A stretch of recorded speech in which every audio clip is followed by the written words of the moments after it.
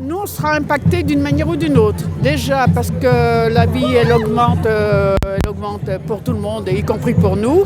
Et ils peuvent très bien diminuer les retraites en augmentant la CSG, par exemple. Ils ont tous les droits, ils peuvent faire ce qu'ils veulent. Pour la fonction publique, la retraite, elle est calculée en fonction de la valeur du point. Et donc, ils peuvent très bien diminuer la valeur du point et diminuer les retraites. S'ils ont envie de le faire, ils le font. Donc nous, on est liés par la force des choses. Mais ceci dit, nous, on a fait notre temps, on a eu notre retraite. Les jeunes n'auront jamais cette chance-là d'avoir une retraite complète. Donc moi, je suis là pour les autres, pour les jeunes, pour les enfants.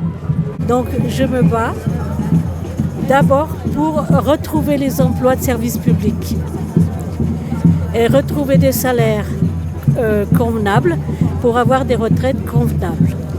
On n'est pas obligé de rester strictement dans un schéma conventionnel de retraite.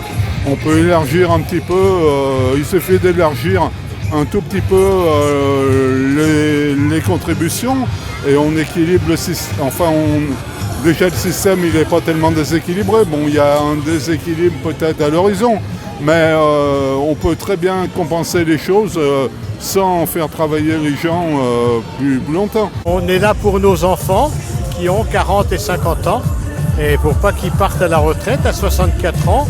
À cet âge-là, on est déjà fatigué et on est déjà pas en très bonne santé en fait, je pense. Donc on n'en profite pas en fait. C'est abominable.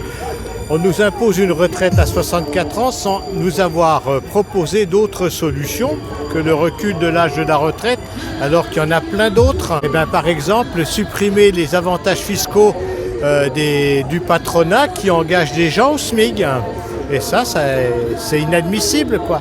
Et puis taxer tout ce qui n'est pas travail physique. Les revenus fiscaux, les revenus de la bourse. Le travail n'est pas nécessairement perdre du temps. Or, dans ce monde-là, ça l'est. Et l'enjeu, c'est de faire que le travail ait du sens, qu'on sache pourquoi on travaille, pour qui et pourquoi, et qu'on ne soit pas amené en permanence à accélérer les cadences, à faire de plus en plus et à faire des choses qui ne servent à rien, ou très peu.